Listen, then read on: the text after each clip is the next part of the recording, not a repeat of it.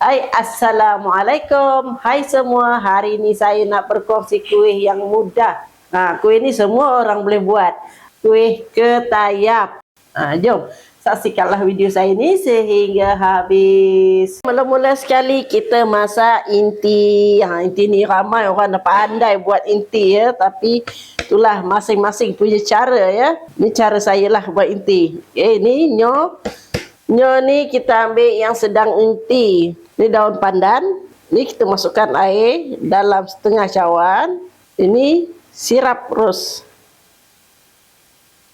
Sedikit garam. Nampak ni? Gula. Ni gula ni ikut tahap kemanisan ya. Yang korang nak lah. Tapi ni cara saya. 3 senduk ni. Di sini saya masukkan sedikit tepung gandum. Dia ada tanya pula kenapa kena masuk tepung gandum. Kita nak bagi inti ni tak seroi sangat. Banyak kegunaan inti kelapa ni ya. Ini kita masak inti ni sehingga dia kering ya. Okey, ni dia. Dah pun kering inti kita kan? Nampak? Kita tutupkan api. Sekarang jom kita buat kulit dia pula. Okey, 2 cawan tepung gandum. Kita masukkan sedikit garam. Ni 1 cawan air daun pandan. Daripada 6 helai daun pandan. 1 cawan santan. 1 biji telur ayam. Telur ni atas pilihan. Kalau nak buat telur, masukkan telur. Kalau tak nak pun tak apa. Tiada paksaan ya. Dan air kosong 1 cawan. Kita masukkan sedikit pewarna hijau. Sedikit sahaja. Okey, kita tapis ya. Sekarang kita masak adunan kita ni untuk kita jadikan kulit dia pula. Saya menggunakan kuali biasa je ya. Sapu minyak permukaan dia ni. Okey, kuali kita dah panas. Ni kita lenggangkan.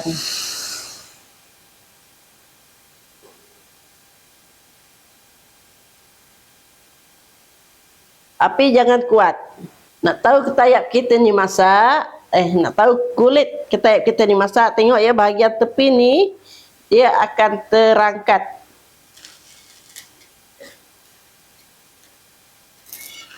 Nampak?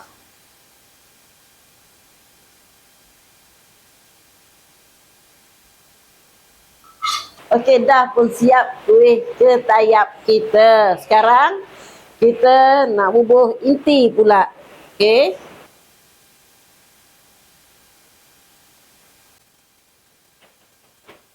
Zaman dulu 25 sen ni sebiji.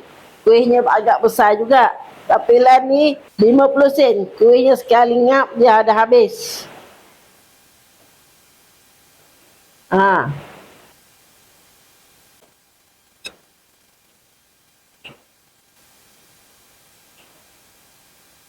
Okey, kuih kita dah pun siap ya. Jom kita makan. Lembut kuih kita. Tu dia. Inti merah kita. Sirap. Biasa kita guna inti gula merah. Ini kita gunakan sirap. Bismillahirrahmanirrahim.